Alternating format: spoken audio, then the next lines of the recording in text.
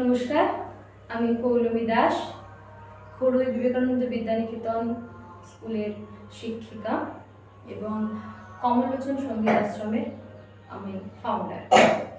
তো আজকে আমি আমার নাচের ক্লাসে আছি, যেটার একটি শাখা হচ্ছে খড়ুই বিবেকানন্দ বিদ্যানিকেতন। এখানে কচি কচি বাচ্চারা নাচ শিখতে আসে। ওদেরকে আমি বেসিক্যালি ভরতনাট্যম শেখাই এবং সঙ্গে সৃজনশীল নৃত্য শেখাই। রবীন্দ্রনৃত্য, নজরুল নৃত্য, বিভিন্ন ধরনের নৃত্য শাখা তো রয়েছে, তবে শাস্ত্রীয় নৃত্যের মধ্যে ভরতনাট্যমটা শেখাই। ভরতনাট্যম নৃত্যের উৎপত্তি দক্ষিণ ভারতের তামিলনাড়ু তাঞ্জোর প্রদেশে, এবং বলা হয় যে ভরতভূমি থেকে ভরতনাট্যম নাট্যটি এসেছে এবং ভারতের নাট্যশাস্ত্র থেকেও এর উৎপত্তি, এরকম বিভিন্ন রকমের মতবাদ রয়েছে। তো ভরতনাট্যম একটি শাস্ত্রীয় নৃত্য এবং ওটা উৎকৃষ্ট শাস্ত্রীয় নৃত্য। তার শেখার যে কতটা গুরুত্ব সেটা যারা রেগুলার তার চর্চায় থাকে তারা সত্যিই ভালোভাবে জানে। তো আজকে আমি ছোট্ট করে একটু বলি, নাচ মানেই সেটা শরীরের কিন্তু ব্যায়াম। যারা নিয়মিত ব্যায়াম করে উঠতে পারেন না বা সময় দিয়ে উঠতে পারেন না, একটা নাচ করলে কিন্তু পুরো শরীরের ব্যায়াম হয়ে যায়। অত পার্টিকুলার ব্যায়াম আর প্রয়োজনই পড়ে না যদি একজন কেউ নাচ করে। তো সেখানে দাঁড়িয়ে আজকে যোগব্যায়ামের গুরুত্ব তো আজকে অপরিসীম, তাই নাচ তার একটি অঙ্গ অবশ্যই।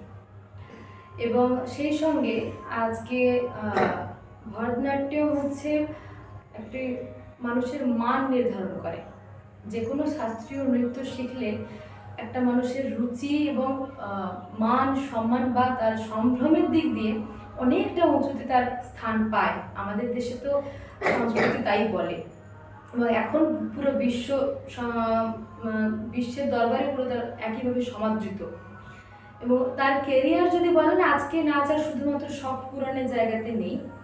নাচ আজকে নাচ গান যাই বলুন না কেন, আজকের দিনে এগুলো উপার্জনের একটা বৃহত্তর মাধ্যম।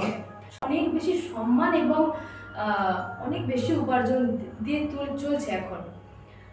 তো দেশে বিদেশে নিজেদের প্রতিভা তুলে ধরার জন্য, নিজের দেশের নাম উজ্জ্বল করার জন্য এর থেকে ভালো মাধ্যম মনে হয় না আর কিছু হয় বলে।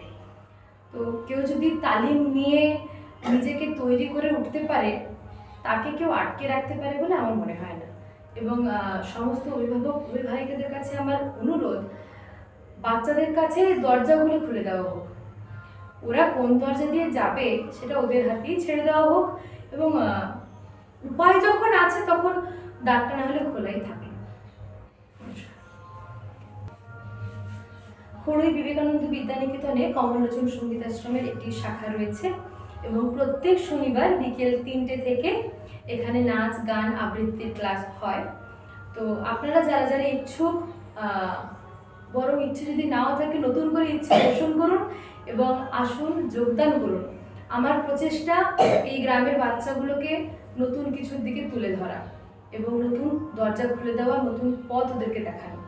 আপনাদের সহযোগিতা এবং একান্ত ইচ্ছা আমার খুব প্রয়োজন, যাতে করে আমি এগিয়ে যেতে পারি ওদেরকে নিয়ে।